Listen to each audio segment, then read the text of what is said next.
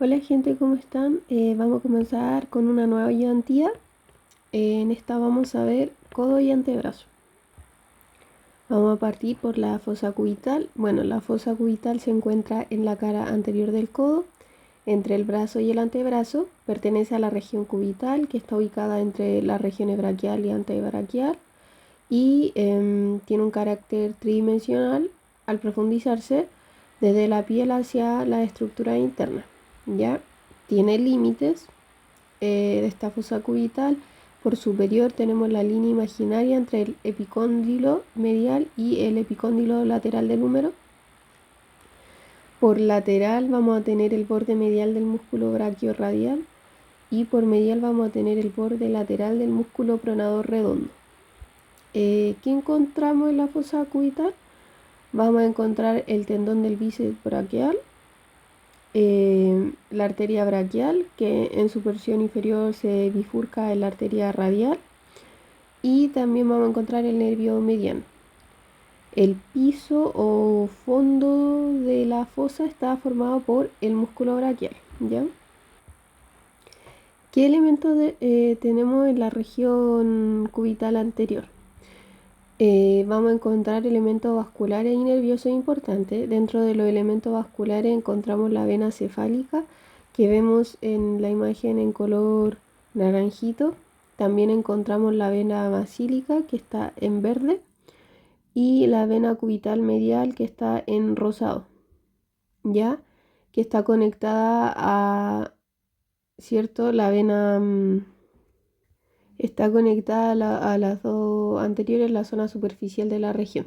Dentro de los elementos nerviosos que encontramos, vamos a encontrar el ramo cutáneo terminal de nervio músculo cutáneo, que forma el nervio cutáneo antebraquial lateral, que es el que vemos en celestito en la imagen.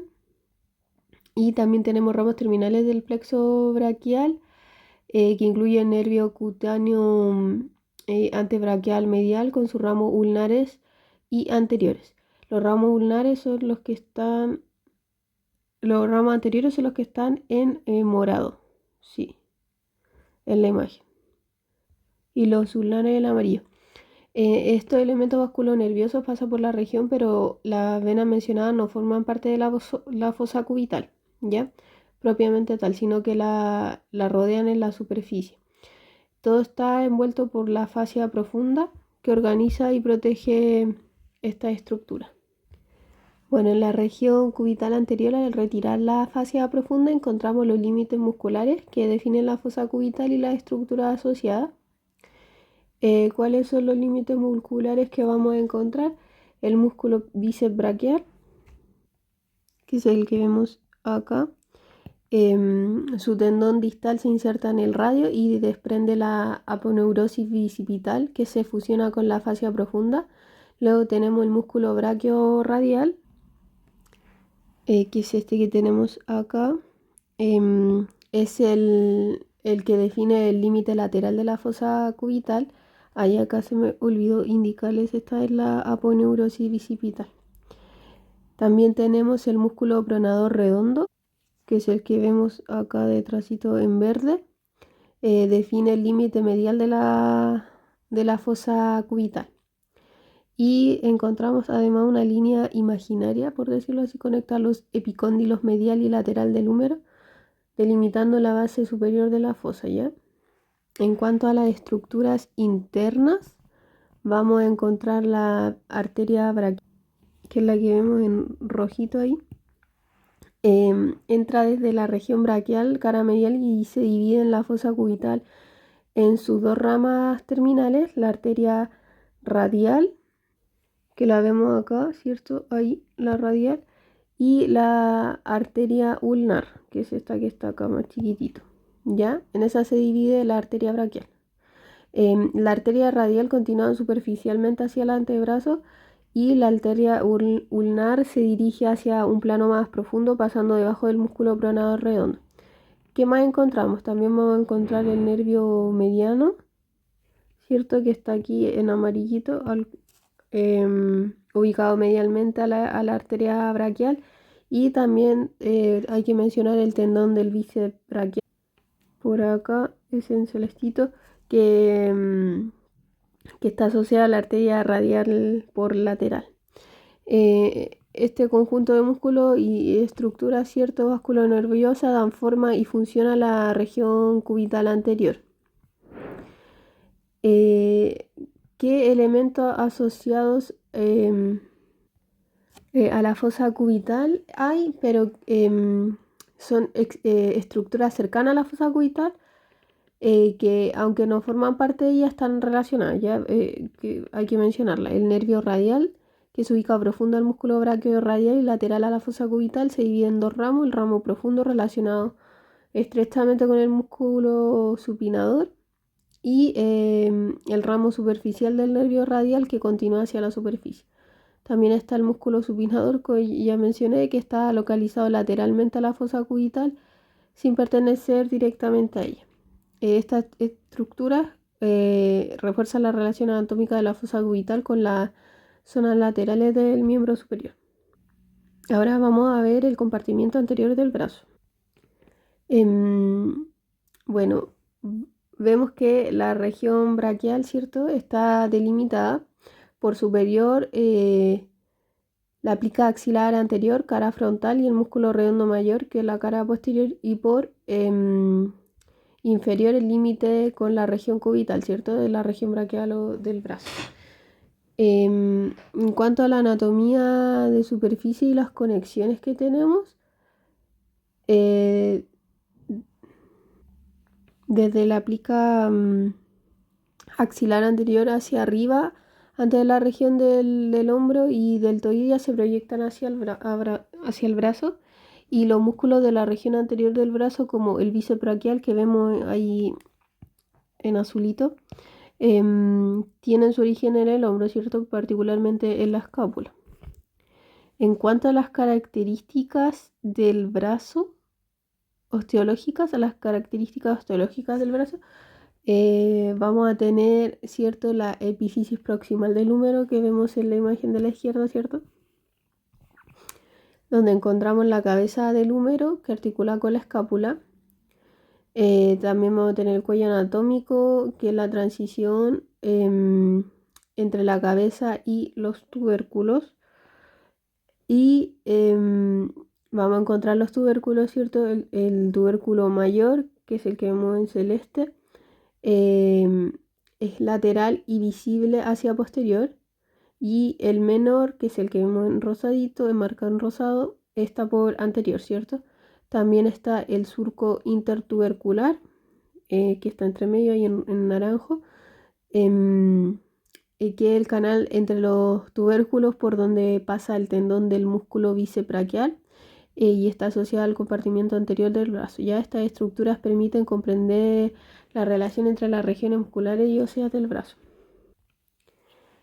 Ya, en cuanto a las características anatómicas de la diáfisis y epífisis del húmero, tenemos el tercio superior de la diáfisis, vamos a encontrar la cresta del tubérculo mayor y menor.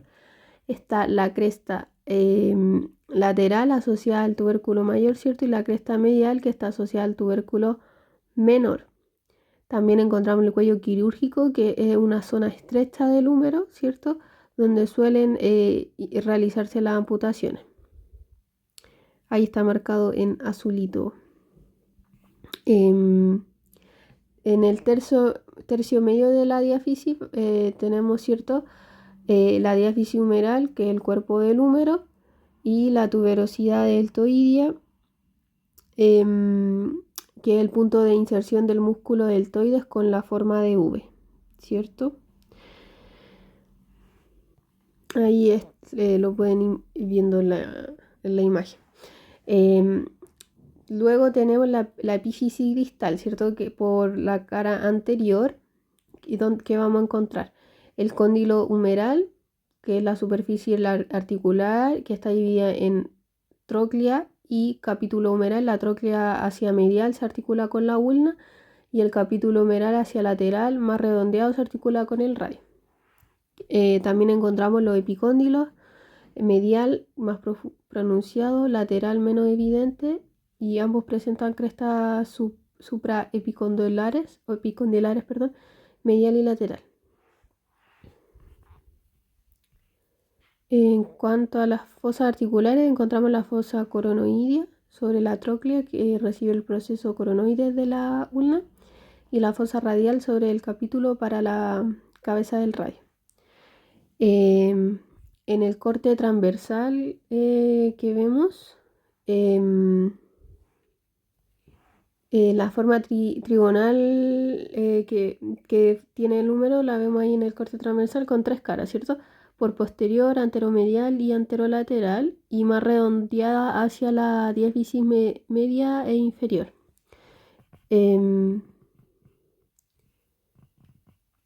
Y en cuanto a los planos anatómicos que observamos en la imagen de la derecha, ¿cierto? En esta región los planos anatómicos se organizan de manera similar a otras estructuras del cuerpo. Vamos a tener la piel, que es la capa más superficial, luego tenemos el tejido subcutáneo, compuesto por tejido adiposo, con una malla reticular y que contiene venas subdérmicas destacadas, ¿cierto? Luego tenemos la fascia profunda, que recubre y delimita el plano muscular. Y luego tenemos el plano muscular propiamente tal, que incluye los músculos, nervios y los vasos sanguíneos. Luego tenemos los vasos, que pueden encontrarse en posiciones posteriores o más mediales dentro del músculo. Y eso. Ahora vamos a ver la fascia y los tabiques intermusculares en esta región anterobraquial. Al retirar el tejido adiposo vamos a poder observar la fascia profunda, que organiza la estructura muscular y vasculonerviosa de la región anterobraquial. Bueno, vamos a encontrar la fascia braquial, ¿cierto? Que es el revestimiento que cubre los músculos y delimita los compartimientos anatómicos, ¿cierto? Desde las zonas profundas atraviesan esta fascia nervios superficiales como el intercostobraquial, el nervio cutáneo braquial medial y el cutáneo antebraquial medial, ¿ya? Y en cuanto a los tabiques intermusculares, esto es un engrosamiento de la fascia profunda que forman el tabique lateral y el tabique medial. Estos tabiques se extienden hasta el húmero y dividen los compartimientos musculares. Ya en cuanto a los músculos de la región anterior del brazo, en esta región encontramos 3 músculos principales: el coracobraquial, ¿cierto? Que es el que vemos acá en rosadito. El bíceps braquial, que es el que está acá, y el braquial, ¿cierto? Que es el que tenemos aquí. El músculo coracobraquial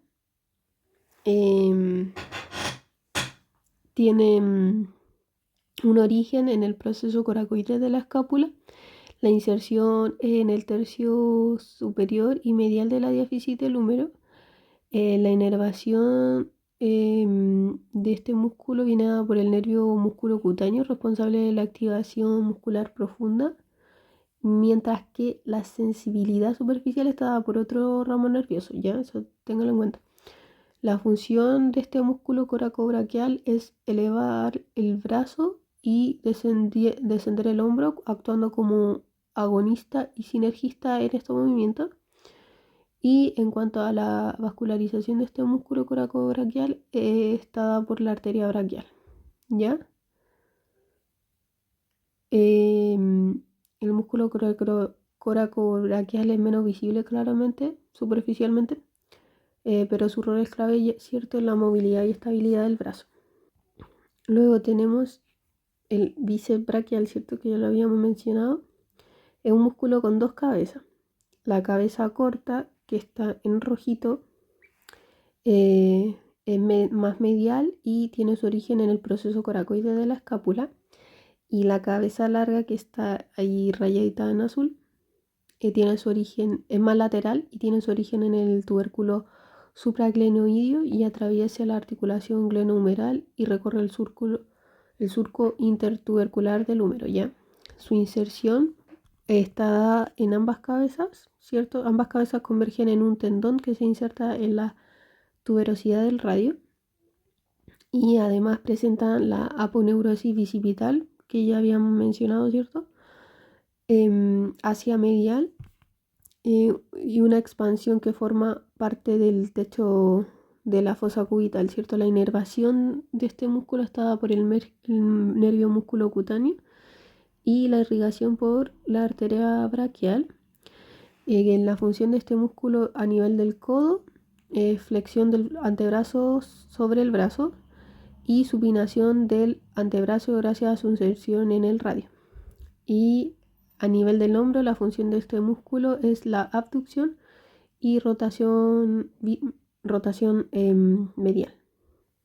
Y la cabeza corta es más visible hacia medial, mientras que la cabeza larga está hacia lateral, pero puede parecer menos prominente debido a su cobertura por el músculo pectoral mayor. Y en cuanto al músculo braquial, el músculo braquial tiene su origen en el tercio inferior de la diáfisis humeral y se inserta en la tuberosidad y proceso coronoide de la ulna. La inervación está por el nervio músculo cutáneo. La función es el principal flexor del antebrazo sobre el brazo debido a su corta longitud y gran masa muscular. También es importante el flexor del codo, ¿cierto? Es un importante flexor del codo. La irrigación está dada por la arteria radial recurrente.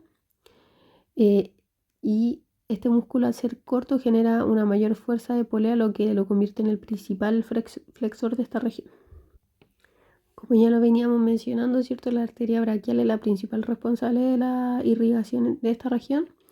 En el hombro y la zona superior, la sangre es suministrada por la arteria subclavia, ¿cierto? Y la arteria axilar,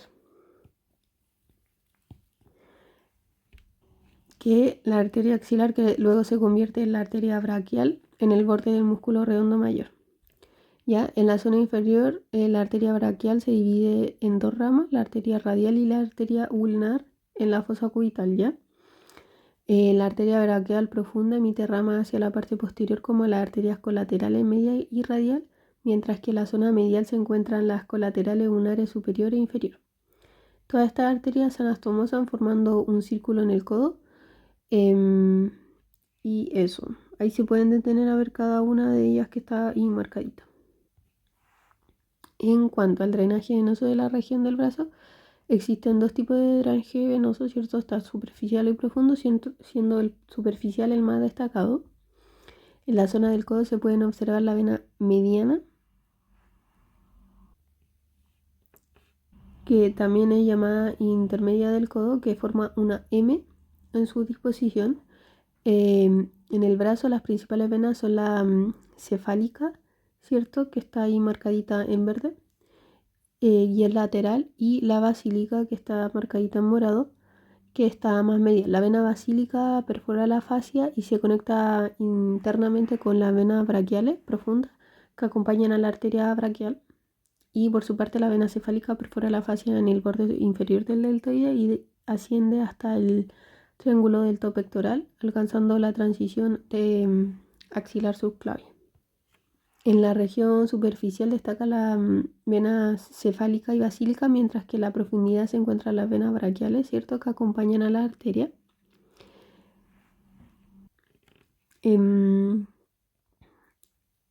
Mientras que en la profundidad se encuentran las venas branquiales que acompañan a la arteria, ¿cierto? Creo que lo dije ya.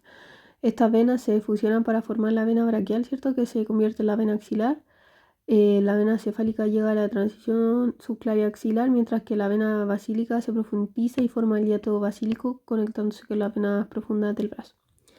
Ya, en cuanto al drenaje linfático, los linfonodos axilares, que están encerrados ahí en rosadito, son responsables del drenaje del miembro superior, mientras que los linfonodos cubitales, cierto que están acá en verde,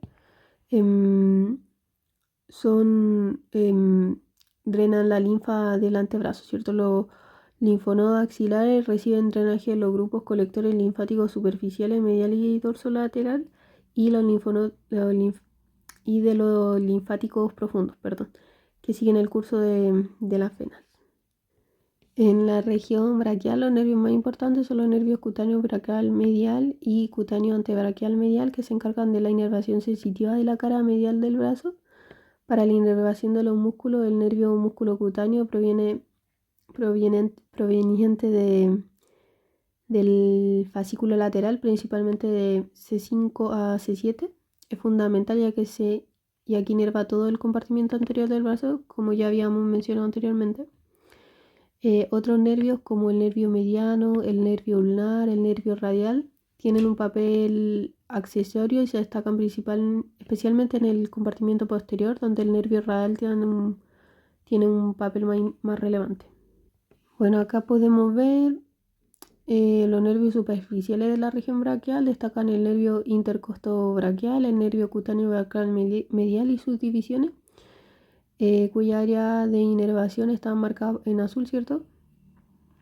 En la región deltoidea superficial del nervio axilar se encuentra el nervio cutáneo braquial lateral superior, representado en rosado. Además, en la cara anterior del compartimiento braquial está el nervio cutáneo braquial lateral inferior, que es una rama del nervio radial. Bueno, en la imagen izquierda, ¿qué tenemos? Tenemos el músculo bíceps, ¿cierto? Que ya lo hemos visto. La arteria braquial, que también la mencionamos ya, ahí está en rojo. El nervio mediano y las venas braquiales, ¿cierto? Que esto se ven ahí. Entonces, en cuanto a la topografía de la región anterior del brazo, ya mencionamos el músculo bíceps, que se encuentra superficialmente, mientras que el músculo braquial se encuentra más profundo, ¿cierto? Entre ambos se encuentra el borde de la cabeza corta del bíceps, separado por los septos intermusculares. Anteriormente la arteria braquial y el nervio mediano acompañan a la arteria, ¿cierto? El nervio ulnar se desplaza hacia la parte posterior y medial, y además las venas braquiales acompañan a la arteria cerca de la transición entre la arteria braquial y la arteria axilar, ¿cierto? También se observa el músculo coracobraquial, que también habíamos mencionado anteriormente, y su relación con el nervio músculo cutáneo que atraviesa este músculo. En el corte transversal de la derecha, en el tercio medio del brazo, ¿cierto? Este corte transversal está hecho, se observan dos tabicaciones principales, el septo lateral y el septo medial, que ya habíamos mencionado también. En el compartimiento anterior está el bíceps braquial, el braquial y el coracobraquial, y dentro se encuentra el nervio músculo cutáneo, la arteria braquial y las dos venas braquiales. La vena basílica comienza a profundizarse en esta zona y el nervio ulnar aún no se ha desplazado a la parte posterior, lo hará en el tercio inferior, ok, eso lo tienen que tener presente porque lo preguntan. Además se encuentran otros vasos sanguíneos como la vena cefálica, ¿cierto? Y venas superficiales ubicadas hacia la parte posterior. Y el nervio mediano, como ya lo habíamos dicho, acompaña siempre la arteria braquial. Ahora vamos a ver el compartimiento posterior del brazo. La línea trazada desde el pliegue axilar posterior hacia la región más lateral llega al tercio medio de la diáfisis humeral, alcanzando la zona de la fosa cubital cerca del olecráneo de la ulna. Esta línea marca un punto importante en la región braquial posterior, donde se destaca principalmente el músculo tríceps braquial, que ocupa el compartimiento posterior del brazo. En cuanto a la osteología del brazo, observamos principalmente la epífisis proximal de la región posterior, donde se encuentra el cuello quirúrgico, zona común de fracturas y amputaciones, el tubérculo mayor, ¿cierto? Y en el surco del nervio radial, que le da una apariencia torcida al húmero. ¿Qué más? En la epífisis distal encontramos el cóndilo con la tróclea visible por anterior. También destacan los epicóndilos lateral y medial, además de la fosa olecraniana, que es donde se aloja el olecranio de la ulna. En cuanto a los planos del brazo, ¿cierto? Los planos del brazo van a incluir la piel, tejido celular subcutáneo, fascia y plano muscular. En el compartimiento anterior, el septo intermuscular lateral separa los compartimientos anterior y posterior, y también existe un septo medial. La fascia braquial cubre la cabeza del tríceps, larga, medial y lateral, y forma tabiques que separan el compartimiento posterior del anterior, agrupando y organizando las estructuras musculares. En cuanto a la musculatura del compartimento posterior del brazo, esta está formada por el tríceps braquial, que tiene 3 cabezas, como ya había dicho, una cabeza larga ubicada medialmente, una cabeza lateral y una cabeza medial, que se encuentran profundamente a la lateral, ¿ya? Todas las cabezas del tríceps se insertan en el olecráneo de la ulna, donde se encuentra la aponeurosis tricipital. Partamos por viendo la cabeza larga del tríceps braquial.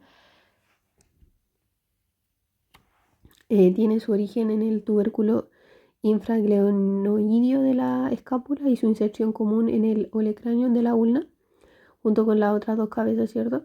La inervación del compartimento posterior es proporcionada por el nervio radial. Su acción principal es la extensión del antebrazo, mientras que la articulación del hombro realiza una pequeña aducción, a diferencia del bíceps que realiza abducción. El tríceps también extiende el brazo. Su vascularización o irrigación es suministrada por la arteria braquial profunda. En cuanto a la cabeza medial del tríceps, se localiza entre la cabeza lateral y profunda, originándose en los 2/3 inferiores de la cara posterior de la diáfisis humeral. Su inserción también es en el olecráneo, al igual que las otras 2 cabezas, como ya habíamos dicho. La inervación también está dada por el nervio radial y su función principal es la extensión del antebrazo, la función principal de la cabeza medial del tríceps. Mientras que la cabeza larga se relaciona con la aducción y extensión del brazo, la cabeza medial se enfoca más específicamente en la extensión del antebrazo, ¿ya? Y la vascularización proviene de la arteria braquial profunda. Y por último, la cabeza lateral del tríceps braquial se ubica en la zona superior de la cara posterior de la diáfisis humeral. Su origen está en el tercio superior de esta zona y su inserción es en el olecráneo, mediada por el tendón del tríceps. Al igual que las otras cabezas, la inervación proviene del nervio radial. Su acción principal es la extensión del antebrazo, aunque también participa en la extensión del brazo, siendo más notable su papel en la extensión del antebrazo. Su irrigación es proporcionada por la arteria braquial profunda. La vascularización de la región posterior del brazo está principalmente a cargo de la arteria braquial profunda, que vemos ahí en verdecito, que se divide en 2 ramas principales: la arteria colateral radial, que está en rosado, y la arteria colateral media, que está en amarillo. Esta rama irriga en el compartimento posterior, en especial el tríceps braquial, ¿cierto? En cuanto a la inervación, el nervio radial, que ya lo habíamos mencionado, que está en la imagen izquierda en moradito o azul, se encarga de la inervación sensitiva y motora de la región. Este nervio se localiza en el intervalo triangular entre el músculo redondo, la cabeza larga del tríceps y la cabeza lateral, donde también pasa la arteria braquial profunda y su rama. La arteria colateral radial se dirige lateralmente, mientras que la arteria colateral media se distribuye entre las cabezas del tríceps. En cuanto al drenaje venoso del brazo, se origina de la siguiente manera. En el compartimento anterior, las venas principales son la vena cefálica y la vena basílica, que son superficiales, y esa ya la habíamos mencionado. En el compartimento posterior existen venas posteriores del brazo, también llamadas venas subdérmicas, que drenan hacia la vena cefálica en la parte superior y hacia la vena basílica en la parte inferior.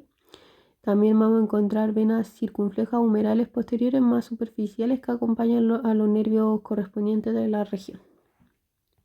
En cuanto al drenaje linfático, en el compartimiento posterior del brazo es similar al del compartimiento anterior. La linfa del miembro superior y la región posterior es recolectada por un entramado de linfáticos de dorso laterales, que drenan hacia un grupo de linfonodos colectores, ¿cierto? Al igual que en la arteria braquial profunda, en la región inferior hay 2 venas satélites que acompañan a esta arteria, siendo más pequeñas en comparación. Los nervios más importantes de la región posterior del brazo, que ya lo habíamos mencionado, el nervio radial proveniente del fascículo posterior, que es clave tanto en la inervación muscular como en la sensitiva. En la parte superficial encontramos el nervio cutáneo braquial lateral superior, mientras que el nervio radial se encarga de la inervación de la parte posterior, incluyendo los nervios cutáneo braquial posterior, cutáneo braquial lateral inferior y cutáneo antebraquial posterior, que se extienden desde el codo hacia abajo. Además, el nervio cutáneo braquial medial también es involucrado en esta región. Estos nervios son fundamentales para definir la división y la inervación del territorio posterior del brazo. En, en la topografía del brazo, al retirar la piel, vemos cómo la cabeza lateral del tríceps se ubica más hacia la parte medial. En el intervalo triangular pasan importantes elementos vasculares como la arteria braquial profunda y el nervio radial. Este nervio perfora la cabeza lateral del tríceps y se proyecta hacia la parte posterior. También encontramos nervios como el cutáneo braquial posterior, cutáneo braquial inferior y el antebraquial posterior, que se dirigen hacia el antebrazo. En el compartimiento anterior, el nervio musculocutáneo pasa entre el bíceps y el braquial, inervando la parte medial del antebrazo. Además, en la zona posterior se encuentra el surco del nervio ulnar, la arteria braquial profunda. Se divide en dos ramas importantes: la colateral media entre la cabeza larga y medial del tríceps, y la colateral radial, que forma un círculo anastomótico en el codo. Y ¿qué más mencionar? El nervio radial también envía ramos a los músculos y atraviesa las estructuras musculares, dando lugar a los nervios superficiales. Acá podemos ver el grupo muscular posterior del tríceps con la cabeza larga más medial y la cabeza lateral y medial que están sobre el húmero. El paquete vasculonervioso está compuesto por la arteria braquial profunda y el nervio radial, que recorre toda la superficie. ¿Qué más vemos? También se observa el aspecto trigonal del húmero, ¿cierto? Que lo habíamos mencionado en el tercio medio. Más abajo, en el tercio inferior, el nervio ulnar entra al compartimiento posterior, atravesando el tabique y pasando por la zona posterior. Es importante recordar que la presencia de los septos intermusculares que separan la estructura, ¿cierto? Ahora vamos a ver la articulación del codo, ¿cierto? Que se compone por tres elementos óseos: el húmero, el radio y la ulna, ¿cierto? Que está inferior medial y el radio está inferior lateral. En cuanto al húmero, es un hueso largo con su extremo distal formado por el cóndilo humeral.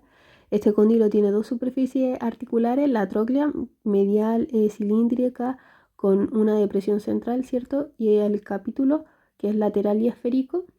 En su superficie articular hay tres fosas: dos anteriores, radial y coronoidea, y una posterior olecraniana, que es más amplia, ¿cierto?